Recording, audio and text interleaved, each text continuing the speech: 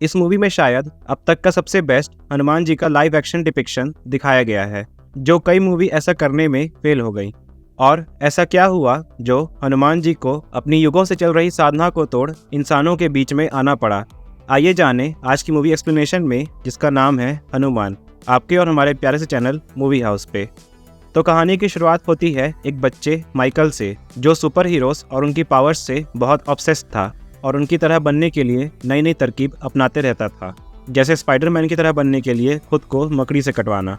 और उसका एक सिरी नाम का दोस्त भी है जो उसकी इस ख्वाहिश में हमेशा मदद करता है। तो एक दिन माइकल बिल्डिंग की छत से केप पहनकर कूद जाता है, ये सोच के कि वो सुपरमैन की तरह उड़ने लगेगा, पर एज एक्सपेक्टेड उसका पैर फ्रैक्चर हो जाता है और इस हरकत पे माइकल के पापा उस पर खूब गुस्साते हैं। माइकल की मम्मी उससे कहती है कि बेटा, सुपर हीरो वो नहीं है जिसके पास पावर्स हों, बल्कि जो इंसाफ के लिए लड़े वही असली सुपर हीरो है। पर माइकल पे इन बातों का कोई असर नहीं होता है और वो सिरी से पूछता है कि सिरी, मोस्टली सुपर हीरोज जैसे बैटमैन, स्पाइडरमैन के मम्मी पापा तो नहीं हैं, तभी वो सुपर हीरो बन पाए ना? जिस पे सिरी कहता है कि हाँ। तो माइकल भी एक सुपर हीरो बनने के लिए अपने घर में आग लगाकर अपने मम्मी पापा की बलि चढ़ा देता है। और सुपर हीरो का तो नहीं पता, लेकिन एक सुपर विलन की शुरुआत हो चुकी थी। खैर, फिर सीन कुछ सालों बाद शिफ्ट होता है और हम देखते हैं कि कुछ चोर एक बैंक से चोरी करके भाग रहे हैं और आगे चल के उनका रास्ता एक गरीबों का बैटमैन बस नाम का एक सुपर हीरो रोक लेता है, जो माइकल खुद होता है। और वो उनसे भिड़ता है और उन्हें रोकने की कोशिश करता है, पर उन चोरों में से एक के उसे लूजर कहने पर वो अपना आपा खो देता है और उन सबको मार देता है। तभी वहाँ पुलिस आ जाती है जो उस पर गन तान लेती है, लेकिन वो कुछ गैस बॉम्ब्स फेंक देता है, जिससे सारे पुलिस वाले अपने जगह पर ही जम जाते हैं और माइकल वहाँ से चले जाता है। माइकल अपने लैब में पहुँचता है, जहाँ सिरी एक चूहे पर उसी गैस बॉम्ब से निकले धुएं की कंसंट्रेशन बढ़ाकर एक्सपेरिमेंट कर रहा था। और हमें पता चलता है कि माइकल के लिए उसका ड्रीम सूट और उसके सुपर हीरो वाली ख्वाहिश पूरी करने में सिरी का ही हाथ है। तभी उधर उस जहरीले गैस से कंटिन्यूस सप्लाई से वो चूहा एक्सप्लोड हो जाता है और माइकल ये देख कहता है कि पावर सिर्फ मेरी सूट या मेरे वेपन्स में ही नहीं, बल्कि मेरे रग रग में होनी चाहिए। कहीं तो ऐसे पावर का सोर्स जरूर होगा। तभी सीन शिफ्ट होता है भगवान हनुमान के जन्म स्थान अंजनाद्री गांव में, जहां हम एक लड़के हनुमंत को एक बंदर से आम के लिए कंपटीशन करते देखते हैं। हनुमंत अपनी गुलेल का इस्तेमाल कर सारे आम उस बंदर के तोड़ने से पहले ही तोड़ लेता है और वो बंदर मन ही मन हनुमंत से कहता है कि आज का बदला तो मैं तुझसे लेके रहूंगा। खैर, हनुमंत अपने बटोरे हुए आम को बच्चों में बांट रहा होता है कि तभी उसे पता चलता है कि उसके दोस्त काशी को गजपति के आदमी पीट रहे हैं। काशी भैंसों का दूध बेचता है और गजपति के आदमी उससे कहते हैं कि तूने भर भर के भैंस खरीदे और काफी सारा दूध बेचा और बहुत पैसे कमाए, अब लगान दे इस चीज का। जिसके लिए काशी मना करता है और वो लोग उसे परेशान करते हैं। तभी हनुमंत वहां आ जाता है और काशी के लिए उन लोग से भिड़ता है और उल्टा मुंह के बल कभी काशी के दूध पे तो कभी उसके तबेले पे गिरता है और अंत में वो गुंडे एक बछड़े को लेके चले जाते हैं। हनुमंत पे काशी खूब गुस्साता है, तो वो कहता है कि क्या हुआ अगर मैं दो हाथ में अच्छा नहीं हूँ तो? हाथ की सफाई में तो मेरा कोई मुकाबला नहीं है ना, ये ले। और उसने गुंडों में से किसी एक से सोने की चेन चुरा ली थी। काशी खुश होकर कहता है कि चल, हेडमास्टर सर के यहाँ काफी दूध का ऑर्डर आया है, दे के आते हैं। जिसके लिए हनुमंत मना करता है, तो काशी उसे बताता है हेडमास्टर की पोती मीनाक्षी छुट्टी मनाने शहर से अंजनाद्री आई हुई है, जिसे जान हनुमंत की खुशी का ठिकाना नहीं था। मीनाक्षी हनुमंत के बचपन का प्यार थी और वो मीनाक्षी की छोटी उम्र से ही कई तरह से मदद करते रहता था, पर अब मीनाक्षी इस बात से अनजान थी कि हनुमंत कौन है। खैर, हनुमंत फिर अपने घर वापस पहुंचता है, जहां वो देखता है कि लड़के वाले गुस्से में उसे घर से जा रहे हैं। हनुमंत अपनी दीदी अंजम्मा के साथ रहता है और ऐसा अक्सर होता था कि लड़के वाले उसकी दीदी को अपनी बहू बनाने से मना कर देते थे और इसका कारण हमें कुछ देर बाद पता चल जाएगा। खैर, हनुमंत कोई काम करने की बजाय छोटी मोटी चोरियां करता था और इस बात से उसकी दीदी हमेशा हनुमंत से नाराज रहती थी, लेकिन वो इस बात को हमेशा नज़रअंदाज कर देता था और उस दिन भी अपनी दीदी के कमाए पैसे चोरी चुपके लेकर ऐश करने जा रहा था कि तभी गांव में शंखनाद होता है। असल में अंजनाद्री में एक पॉलीगार की प्रथा लंबे समय से थी, जिसे हम गांव का बॉडीगार्ड कह सकते हैं, जो गांव की गुंडे और लुटेरों से रक्षा करता था। और करण पॉलीगार खुद गजपति था, जिसके आदमियों ने कुछ समय पहले काशी को परेशान किया था। और अब गांव में कोई गुंडे या लुटेरों का खतरा नहीं था, पर फिर भी गजपति गांव के लोगों को डरा धमका के उनसे जबरदस्ती लगान वसूलता था। और इसी के विरोध में एक आदमी ने गजपति को कुश्ती के लिए चैलेंज किया था, जिस वजह से शंखनाद हुआ था और गांव के लोग अखाड़े के पास जमा हो जाते हैं। गजपति उस आदमी को उसका विरोध करने का साहस करने के कारण मारने ही वाला था कि मीनाक्षी अखाड़े में आकर उन्हें रोक देती है। वो कहती है कि आज जब इस गांव में कोई डाकू लुटेरे का खतरा नहीं है तो फिर किस बात का पॉलीगार, और हम इन्हें लगान क्यों देते हैं जब हमें इनसे किसी प्रकार की प्रोटेक्शन की जरूरत ही नहीं है। गांव को एक चुनाव द्वारा चयनित मुखिया की जरूरत है, न कि किसी पॉलीगार की। और ये बात सुन गजपति बहुत गुस्सा हो जाता है और फिर गजपति के आदमी गांव के कुछ घरों और मंदिर में जाकर लोगों को डराते धमकाते हैं कि अगर किसी ने पॉलीगार की निंदा करने की कोशिश की और लगान भरने से मना किया तो अच्छा नहीं होगा। खैर, फिर उधर उस रात मीनाक्षी अपने घर वापस जा रही होती है और हनुमंत भी उसका पीछा कर बस में चढ़ जाता है और चुपके से उसे पायल पहनाने की कोशिश करता है कि तभी मीनाक्षी के बगल में बैठी उसकी दोस्त हनुमंत को देख लेती है और चोर चोर चिल्लाने लगती है और इस कारण कंडक्टर हनुमंत को बस से उतार देता है। तभी बस के थोड़े आगे चलते ही बस पर कुछ डकैत हमला कर देते हैं। ये डकैत गजपति नहीं भेजे थे मीनाक्षी को मारने के लिए। उधर हनुमंत अपने घर वापस जा रहा होता है कि एक शेर उसे उसके राह से भटका देता है और वो शेर उसे मीनाक्षी की ओर दौड़ाता है और हनुमंत मीनाक्षी को डकैतों से डर के भागते हुए देख लेता है। वो शेर जो हनुमंत को दौड़ाते हुए यहाँ तक लेके आया था तुरंत एक बूढ़े बाबा में तब्दील हो जाता है। खैर, फिर हनुमंत अपनी गोलेल की हेल्प से मीनाक्षी को बचाता है और रास्ते में उसे उसका एक चेन मिलता है जो वो अपने पास रख लेता है। लेकिन इस कारण सारे डकैत हनुमंत को घेर लेते हैं। मीनाक्षी तो बच जाती है लेकिन वो डकैत हनुमंत पर हमला कर देते हैं और उसे पहाड़ से नीचे समुद्र में फेंक देते हैं। हनुमंत समुद्र में डूबने लगता है और उससे बाहर आने का ट्राई करता है, लेकिन तभी उसके हाथ से मीनाक्षी का चेन छूट जाता है और वो चेन समुद्र की गहराई में जाने लगता है। हनुमंत भी चेन का पीछा करता है और पीछा करते करते वो एक चमकती हुई चीज के पास पहुंचता है। असल में युगों पहले जब भगवान हनुमान ने सूरज को आम समझकर निगलने की कोशिश की थी, तब धरती की सुरक्षा के लिए इंद्रदेव को हनुमान जी पर वज्र से हमला करना पड़ा था और इस हमले से हनुमान जी से निकला हुआ उनका रक्त समुद्र में इसी जगह गिरता है और एक मणि में तब्दील हो जाता है जिसका नाम रुद्रा मणि था। मीनाक्षी की चेन हनुमंत को खींचकर इसी रुद्रा मणि के पास ले आती है और हनुमंत मणि को छूते ही बेहोश हो जाता है और समुद्र के किनारे पहुंच जाता है। उधर मीनाक्षी सुबह होने पर उस पहाड़ के किनारे आती है जहां से हनुमंत को फेंका गया था और एक कंचे को गिरा पाती है जिससे हनुमंत ने उसे बचाया था और वो समझ जाती है कि जिसने पिछली रात उसकी जान बचाई थी वो वही लड़का है जो बचपन में छुप छुप कर उसकी मदद किया करता था। लेकिन वो लड़का और कोई नहीं बल्कि हनुमंत ही है। इस बात से वो अनजान थी क्योंकि रात के अंधेरे में वो हनुमंत को उसे बचाते हुए नहीं देख पाई थी। खैर, फिर कुछ मछुआरे हनुमंत को समुद्र के किनारे से उठाकर घर ले आते हैं और वो मणि भी अब हनुमंत के पास थी। हनुमंत को काफी गंभीर चोटें आई थी जिस वजह से वो बेहोश था और उसकी दीदी काफी चिंतित थी, तो काशी भागते हुए मीनाक्षी के पास हेल्प मांगने के लिए जाता है क्योंकि वो एक डॉक्टर थी। हनुमंत की आंखों में धूप पड़ती है और उसे होश आता है और वो सामने रखे रुद्रा मणि को हाथ में लेकर देख रहा होता है। तभी उसके उस मणि को सूरज के किरणों के सामने ले जाते ही मणि से रोशनी पार होकर सीधा हनुमंत की आंखों में लगती है और तुरंत उसका बिस्तर धड़ से गिर जाता है, जैसे मानो हनुमंत के अंदर शक्तियां आ गई हो। और हाँ, ऐसा ही था। हनुमंत के फ्रैक्चर्स ठीक हो जाते हैं, वो अपने पैरों पर खड़ा हो जाता है और उसके कमर के पास लगा घाव भी तुरंत भर जाता है और वो पूरी तरह से पलक झपकते ही ठीक हो जाता है।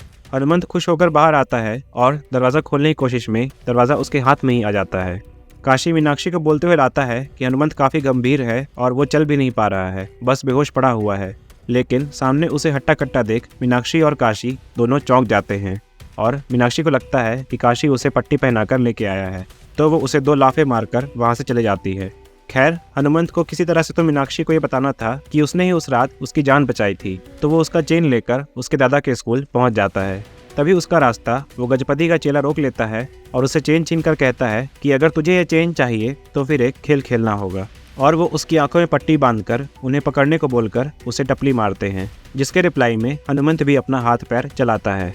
तो जिसको उसका हाथ या पैर लगता है वो हवा में उड़ जाता है और दूर जाकर गिरता है। हनुमंत एक एक कर सबको धोता है और उस टकलू चेले के भी दांत तोड़कर उससे अपनी चेन ले लेता है।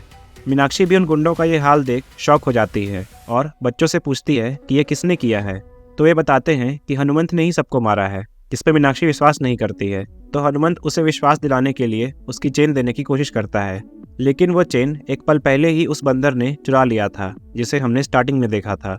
खैर, फिर हनुमंत मीनाक्षी को यकीन दिलाने के लिए उसे अपनी ताकत का परिचय देने की कोशिश करता है और इस चक्कर में अपने हाथ पैर में चोट लगा लेता है। क्योंकि सूरज के ढल जाने की वजह से रुद्रमणि का असर खत्म हो चुका था और हनुमंत की शक्तियां जा चुकी थी। खैर, अगली सुबह हनुमंत फिर से मणि को सूरज की किरणों के सामने रखता है और उससे निकलने वाली रोशनी फिर से हनुमंत की आंख में लगती है और उसे शक्तियां फिर से मिल जाती हैं। वो अपनी शक्तियां और रुद्रमणि के बारे में बताने के लिए काशी के पास जाता है और उसे कई कारनामे दिखाता है, जैसे बाहुबली की तरह बड़े से ओखली को उठाना और खड़ी दीवार को हाथों से ही गिरा देना। पर काशी तब भी उसका विश्वास नहीं करता है कि उसमें कोई अद्भुत शक्तियां हैं। तो प्रूफ देने के लिए हनुमंत जाकर ट्रेन की पटरी पर खड़ा हो जाता है और उससे कहता है कि वो आने वाली ट्रेन को एक उंगली दिखाकर ही रोक देगा। लेकिन ऑब्वियसली वो कोई जादूगर तो था नहीं, तो ट्रेन नहीं रुकती है और हनुमंत ट्रेन से टकरा जाता है। काशी ये देख बिलक बिलक कर रोने लगता है, लेकिन तभी हनुमंत पीछे से आकर उसे शॉक कर देता है और उसे भी विश्वास हो जाता है कि हनुमंत के अंदर मणि की वजह से काफी शक्तियां आ गई है। खैर, फिर अगले दिन वो बंदर जिसने मीनाक्षी की चेन चुराई थी एक किराने की दुकान पे पहुंचता है और दुकानदार से केले मांगता है, जिसपे वो दुकानदार बंदर के हाथ में चेन देख लेता है और चालाकी से उससे वो चेन छीन लेता है और खुद पहन लेता है। तभी वहाँ मीनाक्षी भी स्कूल के बच्चों को चॉकलेट दिलाने के लिए आती है और वो उस दुकानदार के गले में अपनी चेन को देखती है और उसे लगता है कि वो दुकानदार ही वो लड़का है जिसे वो खोज रही है। और वो भी इस मौके का फायदा उठाकर मीनाक्षी से कह देता है कि हाँ, मैं ही हूँ वो जिसे तुम खोज रही हो, और मीनाक्षी खुश हो जाती है। उधर हनुमंत सूरज ढलने से पहले मीनाक्षी के पास जा रहा था ताकि वो उसे अपनी सच्चाई बता सके। तभी वो सामने मीनाक्षी को उस दुकानदार के साथ देखता है। वो कहती है कि यही है वो जिसने उस दिन मेरी जान बचाई थी। इनके गुलेल का निशाना कभी नहीं चूकता है। जिसपे हनुमंत उसे अपनी गुलेल देकर कहता है कि ये लो फिर और दिखाओ अपना निशाना। तो वो आदमी सामने खड़े नारियल के पेड़ के बजाय उसके नीचे बैठे एक बूढ़े आदमी पे निशाना लगा देता है, जो जहर पीकर आत्महत्या करने वाला था। वो बूढ़ा किसान सबके पूछने में बताता है कि गजपति के आदमियों ने उससे जबरदस्ती लगान के नाम पर उसकी सारी फसलें ले ली थी और अगर कोई उसे चैलेंज करता तो गजपति उसकी जान ले लेता, इसलिए उसने मजबूरन ये कदम उठाना चाहा। तो मीनाक्षी गुस्से में काशी, हनुमंत और उस दुकानदार के संग पहुंच जाती है गजपति के अखाड़े में और उसका विरोध करती है, जिसपे वो कहता है कि अगर तुझे कोई दिक्कत है तो मुझसे कुश्ती लड़। जिसपे काशी तुरंत उस दुकानदार की ओर पॉइंट करके कहता है कि मीनाक्षी जी, आप क्यों, आपके लिए आपका रक्षक लड़ेगा गजपति से। जिसपे वो दुकानदार की फट जाती है और वो वहाँ से मीनाक्षी को अपना सच बताकर चले जाता है। फिर हनुमंत गजपति को चैलेंज करते हुए शंखनाद करता है और गाँव वाले भी इस लड़ाई को देखने इकट्ठा हो जाते हैं। गजपति लड़ाई करने के लिए तैयार हो रहा होता है और हनुमंत भी मणि का इस्तेमाल करने का ट्राई करता है, लेकिन तभी सूरज बादल के पीछे चला जाता है और हनुमंत की हवा टाइट हो जाती है। वो किसी तरह से गजपति के चंगुल से बचने का ट्राई करता है, लेकिन गजपति उसे पकड़ ही लेता है और उसे खूब मारता है। गजपति उसे उठा के पटकता है, उसके पैरों की हड्डियां तोड़ता है और उसे मार मार कर बेहोश कर देता है। तभी हनुमंत की पोटली से रुद्रमणि उसके हाथ में गिरता है और आसमान से बादल छट जाते हैं और उसे अपनी शक्तियां फिर से मिल जाती हैं और फिर गजपति की खैर नहीं थी। हनुमंत अब उसे खूब धोता है और उसकी कमर भी तोड़ देता है और गजपति के आदमियों को भी हवा में उड़ा उड़ा कर मारता है और वो फाइनली गजपति को हराकर खुद गांव का नया पॉलीगार बन जाता है। पर वो तुरंत ये ऐलान कर देता है कि अब से गांव में कोई पॉलीगार नहीं रहेगा, गांव में नेता चुनाव से चुना जाएगा, जैसा मीनाक्षी ने कहा था। और सभी ये सुन काफी खुश हो जाते हैं। तभी गांव में एक हेलीकॉप्टर आता है और हम देखते हैं कि माइकल गांव में आ चुका है। तो माइकल के अंजनाद्री गांव में आते ही पूरे गांव वाले हैरान रह जाते हैं।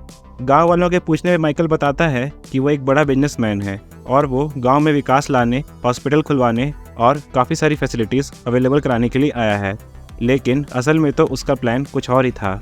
माइकल ने इंटरनेट पे एक बंदे का वीडियो देखा था जिसके बैकग्राउंड में हनुमंत का ट्रेन से लगने वाला सीन कैप्चर हो गया था और उसे सही सलामत हट्टा कट्टा देख माइकल समझ जाता है कि हनुमंत के पास अद्भुत शक्तियां हैं।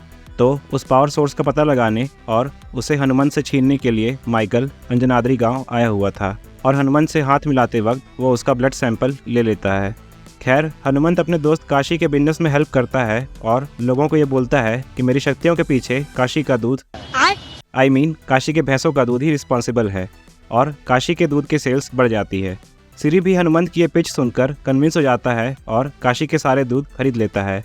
फिर अगले दिन हॉस्पिटल के भूमि पूजन के लिए सभी इकट्ठा होते हैं और सिरी माइकल को बताता है कि ना काशी के दूध में कोई शक्ति है ना हनुमंत के खून में। तो माइकल समझ जाता है कि हनुमंत को बाहर से ही कहीं से ताकत मिल रही है। खैर, एक एक्सकवेशन वाला भूमि पूजन के स्थान से बड़े से पत्थर को हटाने का ट्राई करता है, लेकिन उससे नहीं हो पाता है। तो माइकल को मौका मिल जाता है। वो खुद पत्थर हटाने के लिए चले जाता है और पत्थर को बीच में हवा में लटका देता है और स्ट्रिंग्स टूटने लगते हैं। हनुमंत मणि का इस्तेमाल करने का ट्राई करता है, लेकिन वो माइकल को उसमें नजर रखते हुए देख लेता है। तो वो एक तरकीब लगाकर मुखौटे के पीछे से मणि को यूज कर लेता है और लोगों पे उस विशाल पत्थर को नहीं गिरने देता है। ये देख सारे गांव वाले हनुमंत की जय जयकार करने लगते हैं और माइकल उधर अपने प्लान में फेल होने की वजह से आग बबूला हो जाता है। वो अपने वैन में वापस पहुंचता है, जहां सिरी उसे उसका नया सूट और नया वेपन दिखाता है जो काफी खतरनाक था। खैर, रात होने पर हनुमंत काशी से कहता है कि मुझे किसी तरह से तो मीनाक्षी के दादा को मनाना ही होगा ताकि मैं उससे शादी कर सकूं। जिसपे उसके पास बैठी एक बूढ़ी अम्मा कहती है कि शर्म कर ले, घर में कुंवारी बहन बड़ी बैठी है और तुझे शादी करनी है। तो हनुमंत कहता है कि मैं क्या करूं, वो खुद ही सारे रिश्तों को मना कर देती है।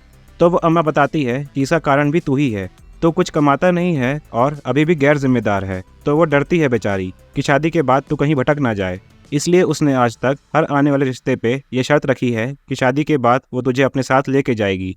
और हर कोई ये सुन ये कहकर हंसता है कि अब बहन के साथ उसके चोर भाई को भी साथ ले जाना पड़ेगा, इसलिए वो हर रिश्ते को ठुकरा देती है। हनुमंत ये जान काफी दुखी हो जाता है और अगले ही दिन से वो सुधर जाता है। वो अपनी दीदी का काम संभाल पैसे कमाने लगता है और खुद घर का खाना भी बना लेता है और अंजम्मा ये सब देख हैरान रह जाती है। तभी दरवाजे पे एक लड़का आता है जो अंजम्मा के लिए पहले भी रिश्ता लेके आया हुआ था और हनुमंत ये कह देता है कि मैं शादी के बाद इसके साथ नहीं रहूंगा, भले ये मुझे अपने साथ रखने के लिए तैयार हो तो भी। मुझ पे गांव की जिम्मेदारी है और मैं अपना ख्याल खुद रख सकता हूँ। तो अंजम्मा ये सुन काफी इमोशनल हो जाती है। उधर गजपति अपनी टूटी हुई कमर लेकर हनुमंत और मीनाक्षी पे काफी गुस्सा था और वो किसी भी हाल में मीनाक्षी को मारना चाहता था। खैर, गांव में चुनाव का ऐलान होता है और सभी गांव वाले इकट्ठा हो जाते हैं और इसी बीच भीड़ में मीनाक्षी पे कोई हमला करने का ट्राई करता है, जिसको हनुमंत देख लेता है और उसका पीछा करता है। वेल, ये माइकल का आदमी होता है और वो जहरीले बॉम्ब गैस गिराकर हनुमंत को सुन्न कर देता है और वो किडनैप हो जाता है।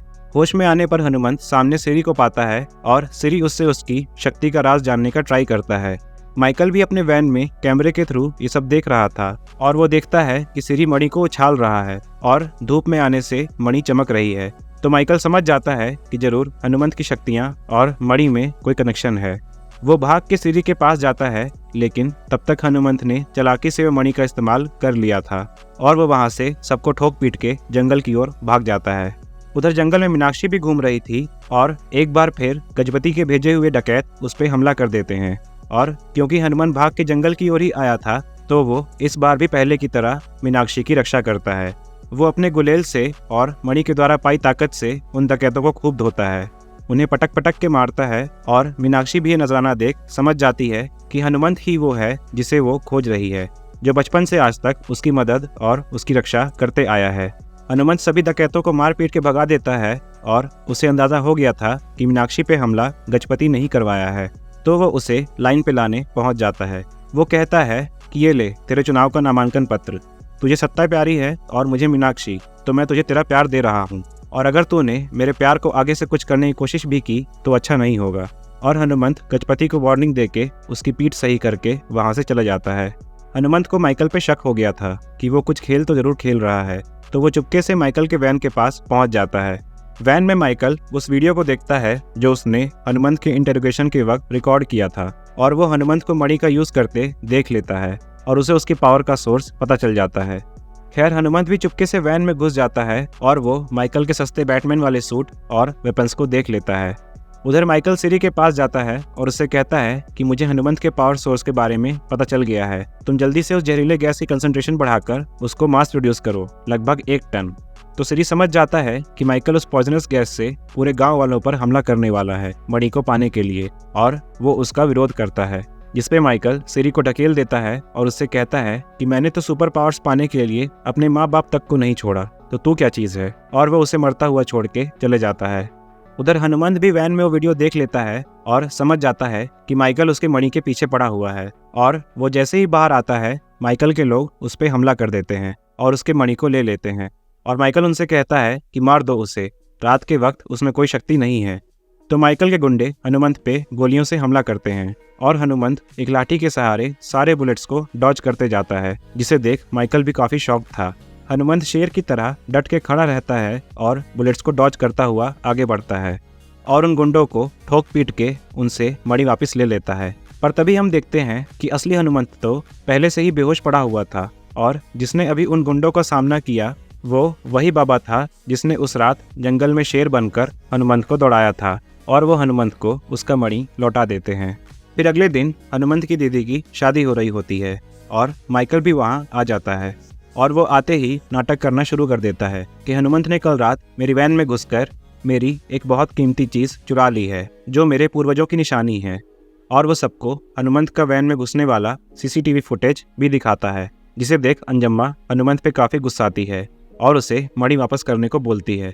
तो हनुमंत मणि वापस कर देता है और पावर्स का भूखा माइकल मणि पाते ही तुरंत उसे यूज़ करने का ट्राई करता है, लेकिन वो मणि नकली निकलती है और उस नकली मणि से निकलने वाली रोशनी माइकल के आँख को जला देती है और ये सब हनुमंत की चाल थी। तो माइकल इस चीज़ से गुस्सा कर हनुमंत पर अपने लोगों से अटैक करवा देता है और तभी उसकी दीदी आके उसे बचाती है। वो नारियल के गुच्छे से माइकल के आदमियों को खूब मारती है और इतने में हनुमंत मणि का इस्तेमाल करने की कोशिश करता है और हनुमंत पे गुस्से से आग बबूला माइकल गोली चला देता है। हनुमंत तो मणि का यूज़ करके अपनी ताकत वापस पा लेता है और गोली उसका कुछ नहीं बिगाड़ पाती है, लेकिन वो गोली हनुमंत से पार होकर उसकी दीदी को भी लग जाती है और वो घायल हो जाती हैं। हनुमंत फिर अपनी दीदी पे मणि का इस्तेमाल करने का ट्राई करता है, लेकिन सूरज के बादल के पीछे छिप जाने के कारण मणि काम नहीं करती है। तो वो अपनी दीदी को गोद में उठाकर सीधे पहाड़ों की ओर भागता है जहाँ उसे सनलाइट मिल सके, लेकिन पहाड़ तक पहुँचते पहुँचते देर हो जाती है और हनुमंत की दीदी चल बसती है। हनुमंत अपनी दीदी को अपनी आंखों के सामने दम तोड़ता देख खूब रोता है और गुस्से में वो मणि को गांव की तरफ फेंक देता है, जिसे माइकल का एक आदमी देख लेता है। खैर अगले दिन हनुमंत की दीदी का पूरे रीति रिवाज के साथ अंतिम संस्कार होता है और उनके शव को आहुति देने के लिए ले जाया जाता है। उधर माइकल गांव की ओर खूब सारे ड्रोन्स छोड़ देता है जिसमें जहरीले गैस भरे हुए थे और वो खुद भी मास्क पहनकर अपने लोगों के साथ गांव की ओर मणि खोजने के लिए निकल जाता है।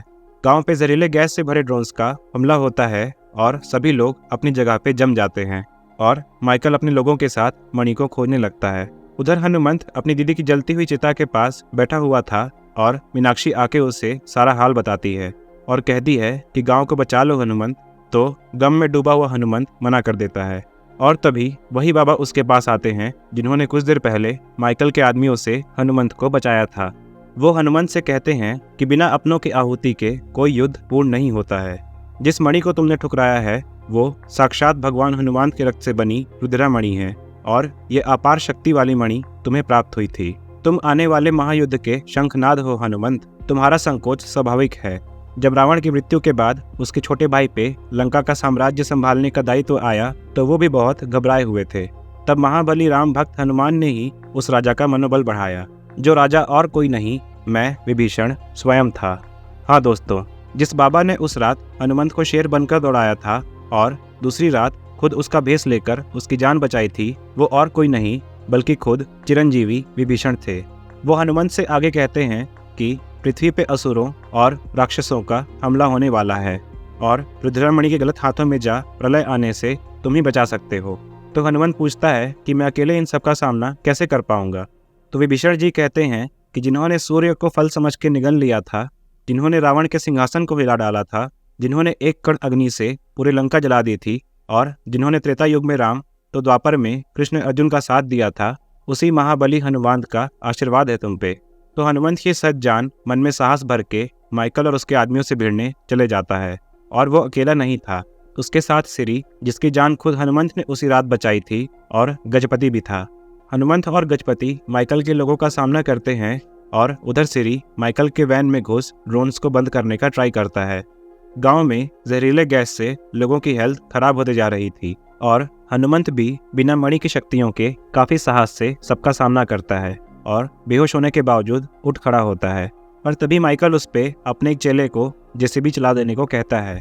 जेसीबी हनुमंत के पास आने ही वाली थी कि वही बंदर जिसे हम स्टार्टिंग से देखते आ रहे हैं हनुमंत की ओर रुद्रमणि फेंक देता है। और फिर क्या था, हनुमंत की शक्तियाँ वापस आ जाती है और वो जेसीबी को एक ही मुक्के में पलटा देता है और फिर वो माइकल के चेलों को मार माइकल की ओर बढ़ता है कि तभी माइकल सिरी के द्वारा बनाया सूट एक्टिवेट कर लेता है और हनुमंत के वार को झेल लेता है और उसे मारकर दूर फेंक देता है। हनुमंत जिस घर में गिरता है वहाँ एक जलते हुए सिलेंडर को देखता है और उसे लाकर उन ड्रोन्स पे फेंक देता है जिससे सारे ड्रोन्स नष्ट हो जाते हैं और गांव के लोगों की जान जाने से बच जाती है। और ये देख माइकल काफ़ी गुस्सा हो जाता है। फिर माइकल और हनुमंत में भीषण युद्ध होता है और अंत में हनुमंत सस्ते बैटमैन पे भारी पड़ता है और उसे मारकर दूर फेंक देता है। लेकिन इस चक्कर में रुद्रामणि उसके पास से छिलक जाती है और माइकल उस मणि को कैच कर लेता है। माइकल मणि पाकर काफ़ी खुश हो जाता है और उसका इस्तेमाल करने के लिए अपने हेलीकॉप्टर में सूरज की किरणों के पास चले जाता है। हनुमंत किसी तरह से माइकल को मणि का इस्तेमाल करने से रोकता है और फाइनली उसके हेलीकॉप्टर के ऊपर जंप करके हमला कर देता है। हमले से हेलीकॉप्टर के ब्लास्ट होने के कारण माइकल का तो खेल खत्म ही हो जाता है, लेकिन रुद्रामणि भी ब्लास्ट से फूट जाती है और मणि के नष्ट होने का मतलब था कि असुरों का आगमन निकट है और धरती की सुरक्षा के लिए किसी को तो आना ही पड़ेगा। खैर, मणि से निकला हनुमान जी का रक्त सीधा हनुमंत के आंख में गिरता है और हनुमंत को हनुमान जी की शक्तियों का एक अंश परमानेंटली मिल जाता है। मणि के इस विस्फोट से भगवान हनुमान जी की हिमालय में युगों से चल रही साधना टूट जाती है और हनुमान जी जाग जाते हैं और for the first time ever हमें किसी फिल्म में कलयुग में हनुमान जी के दर्शन होते हैं। हनुमान जी आसमान को चीरते हुए अपने जन्म स्थान अंजनाद्री गांव में आते हैं और हनुमंत के भी महावीर हनुमान के दर्शन होते हैं और उन्हें देख हनुमंत आश्चर्यचकित हो जाता है। विभीषण जी भी हनुमान जी को देख उन्हें प्रणाम करते हैं और उनसे कहते हैं कि प्रभु, मैंने आपको दिया हुआ वचन पूर्ण किया, अब आपको श्री राम को दिया हुआ वचन निभाना होगा। और विभीषण जी के इन बातों के साथ और हनुमान जी के दिव्य दर्शन के साथ ये फिल्म खत्म हो जाती है। हनुमान जी का श्री राम को दिया हुआ वचन क्या था और अब आगे क्या होगा, ये जानने को मिलेगा हमें इस मूवी के नेक्स्ट पार्ट में, जो अगले साल 2025 में रिलीज होगी। खैर, आपको ये मूवी और हमारा ये एक्सप्लेनेशन कैसा लगा, हमें कमेंट के माध्यम से अपने विचार ज़रूर बताएं। इस वीडियो को लाइक और ज़्यादा से ज़्यादा लोगों के पास शेयर ज़रूर करें और हमारे चैनल मूवी हाउस को सब्सक्राइब कर हमें 1000 सब्सक्राइबर्स तक पहुंचने में हेल्प भी करें। हम आपसे एक और बेहतरीन वीडियो के साथ फिर मिलेंगे। Till then, take care and bye bye.